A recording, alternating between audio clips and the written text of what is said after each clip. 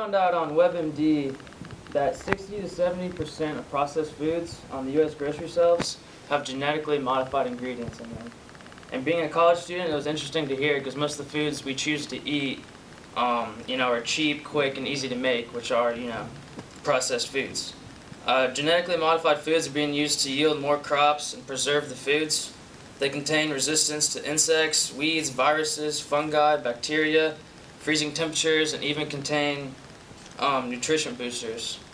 Genetically modified foods can be extremely helpful in gaining and maintaining crops, but they're also hurtful to humans and the environment. Today I'll discuss how genetically modified foods affect the population. I'll start by going over some advantages and disadvantages of these genetically modified foods. With the world population of over 6 billion people, it's important that there's enough food to feed the masses. Genetically modified foods can help provide what we need. There are many advantages like pest resistance, herbicide tolerance, disease resistance, cold tolerance, which is cool. They put an anti-freeze gene from cold water fish into the plants. And but there's also drought tolerance and then the nutrition boosters. Some of the disadvantages are the environmental hazards, where the genetically modified foods and the non-genetic modified foods will contaminate each other. And there's also unintended harm to other organisms and the effectiveness of the pesticides. There's some human health risks, like all the allergies that have really unknown effects, and they can carry risk of life-threatening allergic reactions.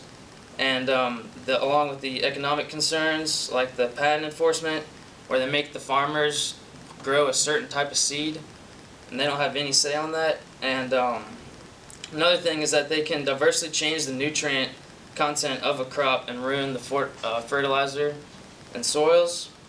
And another interesting fact I found on this documentary called Food Inc., 40% of the nutritional value is lost while in value, and that your average meat will travel 1,500 miles from the farm to the supermarket. But there's also an increasing number of deaths related to the genetic modified foods.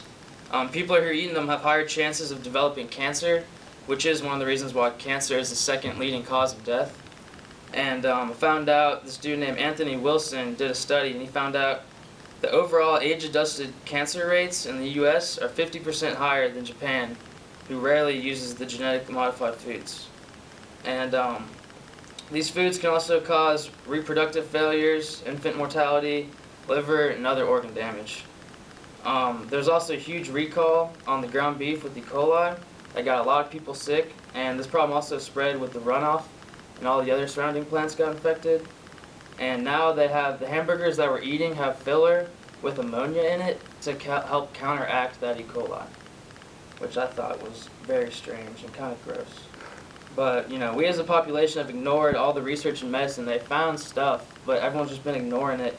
And people across the globe have been living cancer-free for hundreds of years just because they're choosing a cleaner form of eating.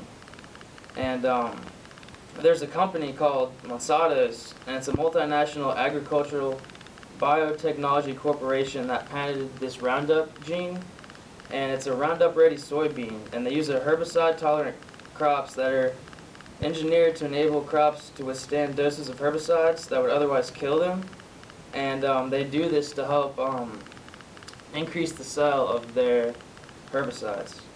And this company, Monsanto's, has become a central power against the farmers, the workers, and even us who buy the food, because they have the most money to hire all the best lawyers and everyone, and they can hire people, that will, they don't really care about the reputation as long as they're getting the money, so they'll, put themselves out there to try to win, whatever case.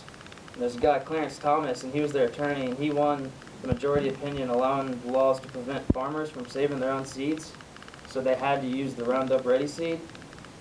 And I have an example of this. My grandfather's a turkey farmer. He's got over 30,000 turkeys.